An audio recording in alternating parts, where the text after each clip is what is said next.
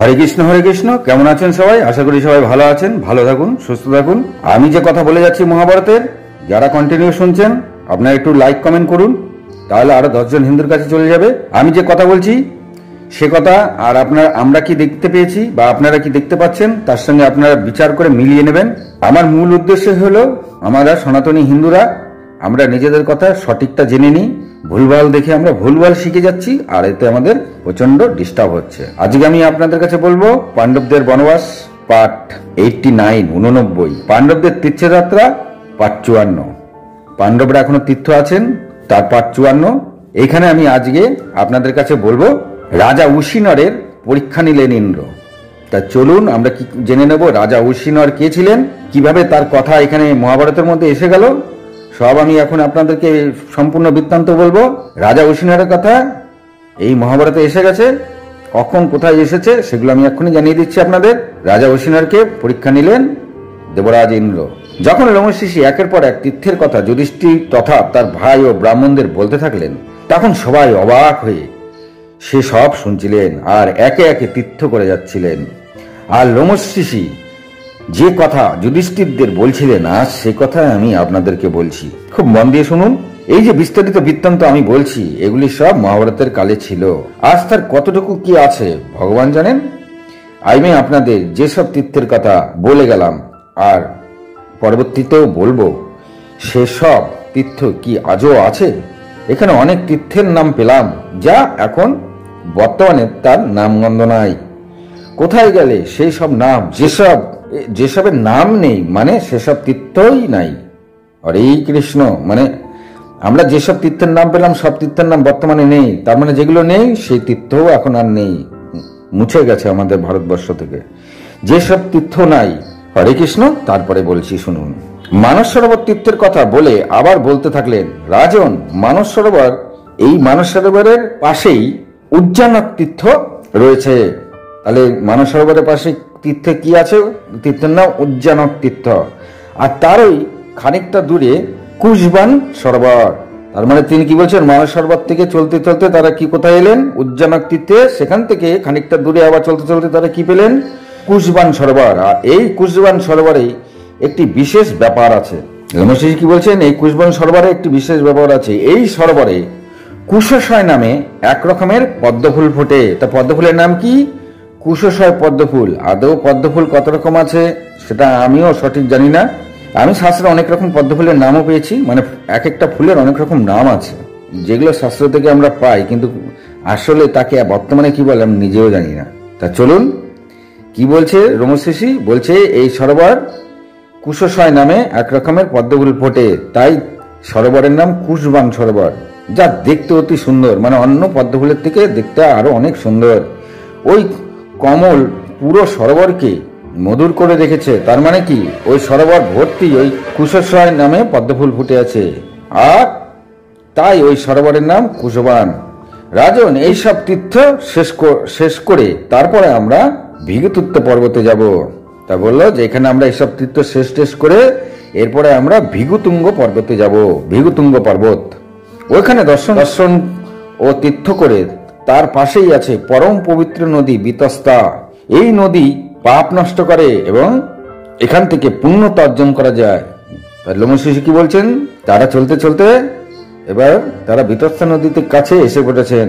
তখন লোমশিষি বললেন, এই বিতস্তা নদীতে তোমরা স্নান করো এবং তর্পণ করো, তবে তোমাদের তো পাপ নষ্ট হয়ে গেছে, এখন পুণ্যতা অর্জন করা যায় এখান থেকে।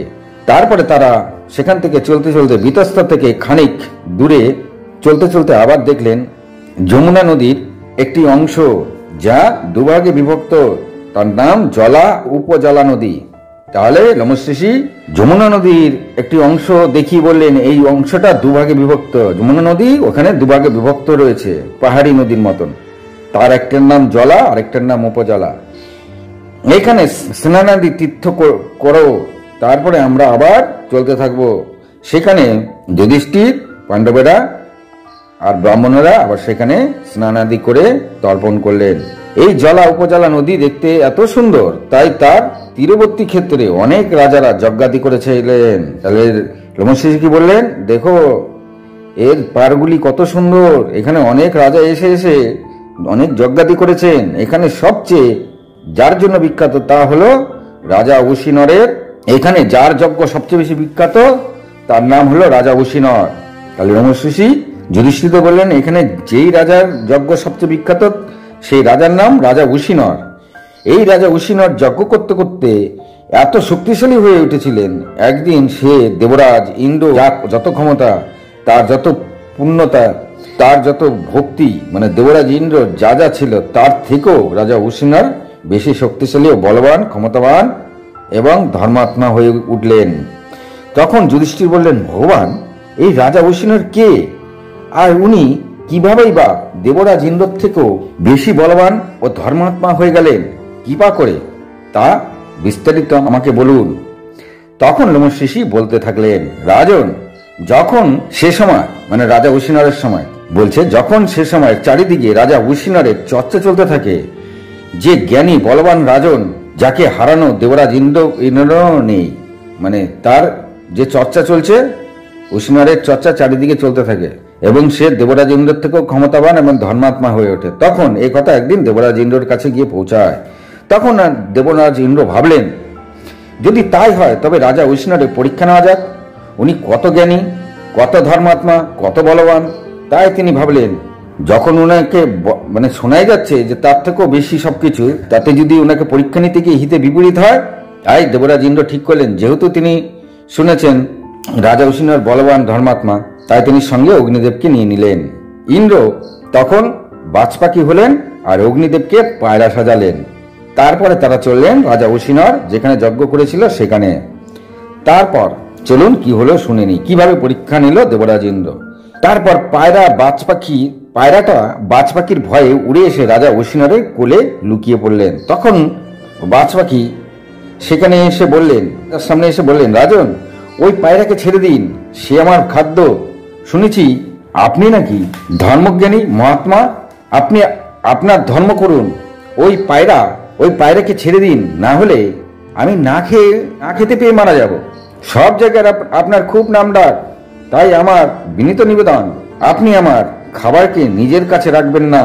অন্যের খাদ্য বা ক্ষুধার নিবারণ আপনার ধর্ম, আমাকে আমার খাদ্য ফিরিয়ে দিন। ওই যে পায়রা আপনার কোলে লুকিয়ে আছে সে আমার খাদ্য। তখন রাজা উশিনর বললেন, এ মহাপাখি, আমি বুঝেছি যে এই পাখি তোমার খাদ্য, কিন্তু এই পাখিটা নিজের প্রাণ বাঁচানোর জন্য আমার কাছে শরণ নিয়েছে, আরও বুঝতে পেরেছে আমার কাছে আসলে তার প্রাণ রক্ষা পাবে। তাই কেউ যদি প্রাণ বাঁচানোর জন্য আমার শরণ নেয়, তাকে অভয় দান করা বা প্রাণ রক্ষা করা আমার ধর্ম, আর আমি যদি তা না করি তবে সেটাই অধর্ম। হে মহাপাখি, দেখো এই পাখিটি ভয়ে কেমন কাঁপছে, একে এমন ভাবে ত্যাগ করা আমার অধর্ম হয়ে যাবে। যে পুরুষ গাভী হত্যা করে, যে পুরুষ মুনি ঋষিদের হত্যা করে, আর সে পুরুষ শরণাগতদের ত্যাগ করে, এসব সমান পাপের অধিকারী, মানে তারা সবাই সমান পাপ করে। খুব ভালো জিনিস এখানে আমরা একটা জ্ঞান অর্জন করে নিলাম। বলছে যে গরু হত্যা করে, যে মুনি ঋষিদের হত্যা করে, বা যে শরণাগতদের ত্যাগ করে, মানে হত্যা করে না, এখানে ত্যাগ করে, তারা সবাই সমান পাপ করে। বাজপাখি বলল, তারপরে বাজপাখি বলল, হে রাজন, এই পৃথিবীতে যত প্রাণী আছে সবাই কারো না কারো আহার, আর এই হার করেই সে বেঁচে থাকে, আর সে বড় হয়ে থাকে। আর যার অনেক ধন আছে সে ওই ধন ছাড়া অনেক দিন বেঁচে থাকতে পারে। বাজপাখি কি বলছে, এই পৃথিবীতে কেউ না কেউ কারো না কারো উপরে নির্ভরশীল। তিনি কি উদাহরণ দিলেন, যার অনেক ধন আছে সে ধন ছাড়া অনেক দিন বেঁচে থাকতে পারে, কিন্তু খাদ্য বিনা সে একদিনও বেঁচে থাকতে পারে না। আর আজ আপনি ধর্মের দোহাই দিয়ে আমার আহার আমার কাছ থেকে কেড়ে নিলেন, তাহলে আমি বেঁচে থাকবো কেমন করে? আর খাদ্য না পেয়ে আমি তো মরে গেলে সেই সাথে আমার স্ত্রী, আমার বাচ্চারা খাদ্য না পেয়ে তারাও মারা যাবে। আর আপনি এই পাখিটিকে বাঁচিয়ে অনেকগুলি প্রাণী হত্যার দায় আপনার উপর নিচ্ছেন। যে ধর্ম অন্যের ধর্মের বাধা সৃষ্টি করে, তবে সে ধর্ম আসলেও কোনো ধর্মই না। দেখুন প্রিয় সনাতনী ভাই বোনেরা, মন দিয়ে শুনুন কি বলছে এখানে বাজপাখি, মানে ইন্দ্র বলছে, যে ধর্ম অন্যের ধর্মের বাধা সৃষ্টি করে, তাহলে সে ধর্ম আসলে কোনো ধর্মই না, তাকে তো ত্যাগ করা উচিত। সেই ধর্মকে কুধর্ম বলা যেতে পারে। হরে কৃষ্ণ। আজ এই পর্যন্তই। আপনাদের আমি বোঝাতে পারলাম, যে ধর্ম অন্য ধর্মকে বাধা দেয় সে ধর্ম আসলে কোনো ধর্মই না, সেটা কুধর্ম। তিনি রাজা ঐশীনরকে বলছেন, রাজা ঐশীনরকে পরীক্ষা নিচ্ছেন যে তিনি কত বড় ধর্মাত্মা। যাই হোক, আজ এই পর্যন্তই। ভালো লাগলে লাইক কমেন্ট শেয়ার করবেন, আর 10 জন হিন্দুদের কাছে পৌঁছে দিন আমার এই কথাগুলি। দেখুন, খুব মন দিয়ে শুনুন সনাতনী ভাই বোনেরা, ভাবুন একবার এখানে শাস্ত্রে কি বলছে। আজ এই পর্যন্তই, নমস্কার।